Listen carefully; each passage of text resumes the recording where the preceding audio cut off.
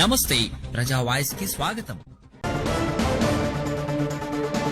నుంచి ఒక వ్యక్తి శేఖర్ అనే మనిషి ఫేస్బుక్లో మమ్మల్ని అంటే ఇక్కడ పట్టాలు నకిలీ పట్టాలు సృష్టించి మా పట్టాలు తీసుకున్న వాళ్ళందరినీ బ్లైమ్ లేపుతున్నాడు ఫేస్బుక్లో. మేము ఎటువంటి బ్లైమ్కి ఇట్లా అవుట్లకి ఏం భయపడే ప్రశ్నే లేదు. మాకు అధికారికంగా తహసీల్దార్ గారు పట్టా ఇచ్చినాడు. తర్వాత తహసీల్దార్ గారు పట్టా ఇచ్చినారు, మేము వచ్చి క్లీన్ చేసినాము. క్లీన్ చేస్తే మున్సిపాలిటీ వాళ్ళు వచ్చి బోర్డు బాతినారు.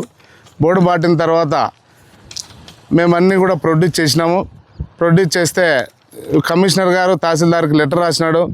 లెటర్ రాసి ఇవి జినైనా కాదా పట్టాలని ఆయన లెటర్ రాస్తే 6 నెలలు టైం తీసుకొని తహసీల్దార్ గారు, ఆ విఆర్ఓ గారు, ఆర్ఐ గారు, సర్వేర్ గారు, డీటీ గారు ఇంతమంది విజిట్ చేసి ఈ పట్టాలు నిజమైనవి వాస్తవం అని చెప్పి మాకు ఈ ఎండార్స్మెంట్ కూడా ఇవ్వడం జరిగింది.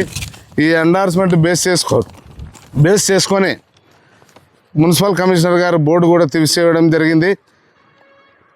తర్వాత ఈ 14 మంది ఈ 218 సర్వే నెంబర్లో 319 నుంచి 332 వరకు మేము బాధితులు 14 మంది ఉన్నాము. 14 మంది కూడా గౌరవ హైకోర్టులో అప్పీల్ చేసుకున్నాము. ఎందుకు అప్పీల్ చేసుకున్నామంటే మాకేం ఎవరేం అబ్జెక్షన్ చేయలే, కానీ వీళ్ళు అనవసరంగా చిలకలు వీళ్ళెవరు కాకులు రాబందులు వీళ్ళందరూ మమ్మల్ని రకరకాలుగా చిత్రీకరిస్తున్నారు. కాబట్టి వాళ్ళందరికీ కూడా ఇది చేయాలని చెప్పి హైకోర్టులో అప్పీల్ చేసుకోవడం కూడా జరిగింది. ఇది హైకోర్టులో పెండింగ్లో ఉంది. కాబట్టి దయచేసి సోషల్ మీడియా కానీ, ఎలక్ట్రానిక్ మీడియా కానీ, ప్రింట్ మీడియా కానీ దీని మీద ప్రచారం చేసేటప్పుడు ఒక్కసారి మీరు ఆలోచన చేసి ప్రచారం చేయవలసిందిగా కోరుచున్నాం. మీరు ఎవరైనా ధిక్కరించి కోర్టుని న్యాయస్థానాన్ని ధిక్కరించి మీరు అలాగే ప్రసారం చేస్తే చట్టపరమైన చర్యలు తీసుకుంటారని చెప్పి మరీ తెలుపుతున్నాం. ఎందుకంటే తర్వాత మళ్ళీ మీరు అది చెప్పలేదు ఇది చెప్పలేదు అనేది బాగుండదు. దయచేసి మీకు ఏమన్నా ఆధారాలు కావాలని ఏదైనా కావాలని మమ్మల్ని అడగండి. మేము మీకు అన్నీ కూడా సబ్మిట్ చేస్తాం. ఏం దొంగ పట్టాలు కాదు, ఇంకోటి కాదు. అధికారికంగా ఇచ్చినారు, అధికారికంగా ఎండార్స్మెంట్ ఇచ్చినారు. మరి ఈ ఎండార్స్మెంట్ ఈ పట్టాల ఆధారంగా మేము హైకోర్టుకు కూడా అప్పీల్ చేసుకున్నాం.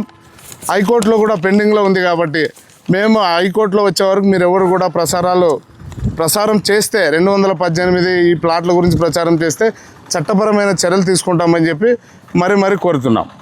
ఈ ఉదంతులు ఇవన్నీ కబ్జాలు ఆదంలోన అవన్నీ నడచవు. ఈడ ఎమ్మెల్యే గారు కూడా అడుగడుగునా తిరుగుతున్నారు, అడుగడుగునా చెక్ చేస్తున్నారు. ఎవరు కూడా అట్లాంటి ధైర్యానికి సాహసానికి ఎవరు సహకరించరు. ఎవరో మనసులో పెట్టుకొని ఏదో చేసి వ్యక్తులను బ్లైమ్ లేపాలంటే మాత్రం మేము ఒప్పుకోము. అట్లాంటివి మాకు అన్ని ఆధారాలు ఉన్నాయి, సాక్ష్యాధారాలతో సహా మేము హైకోర్టుకు పోయినాం. మీరు దయచేసి ఎవరు కూడా దీని మీద ప్రసారాలు చేయొద్దని అని చెప్పి మీడియా ప్రతినిధులకు మరీ రిక్వెస్ట్ చేస్తున్నాం. వాటి మీద కూడా వెళ్తూ ఇప్పుడైతే ఏవైతే వచ్చింది ఇప్పుడే జస్ట్ 2 టౌన్లోన నిన్న ఏదైతే ఫేస్బుక్లో పెట్టినారో వాళ్ళ మీద కూడా కంప్లైంట్ ఇచ్చి రావడం జరిగింది. SC/ST అట్రాసిటీ కేసు కూడా పెట్టాలని చెప్పి CA గారికి ఇచ్చి రావడం జరిగింది. వాళ్ళ దగ్గర ఏదైనా ప్రూఫ్ ఉంటే వాళ్ళు కూడా ఇవ్వచ్చు, తప్పేం లేదు. కానీ ప్రెస్ మీట్లు ఇవన్నీ పెడితే మాత్రము ఇది హైకోర్టులో ఉంది. కాబట్టి మీరు మీడియా మిత్రులు దీన్ని ప్లే చేసేటప్పుడు ఆలోచించి చేయాలని చెప్పి కోరుకుంటున్నాను. 14 మందికి ఇచ్చినారు సార్. 2017లో ఇచ్చినారు. వాస్తవం సార్, వాస్తవమే. ఇది ఓపెన్ సైట్గా ఉండింది. 2017లో మాకు లేఅవుట్ రివైజ్ చేసి పట్టాలు ఇవ్వడం జరిగింది. ఆ లేఅవుట్ కూడా అన్నీ ఆడున్నాయి ఆఫీస్లో. మీకు ఏదైనా డౌట్ ఉన్నా తహసీల్దార్ దగ్గరికి వెళ్ళినా, కమిషనర్ దగ్గరికి వెళ్ళినా మీకు ఇన్ఫర్మేషన్ దొరుకుతుంది. ప్రతి ఆరోపణ అనేది కామన్.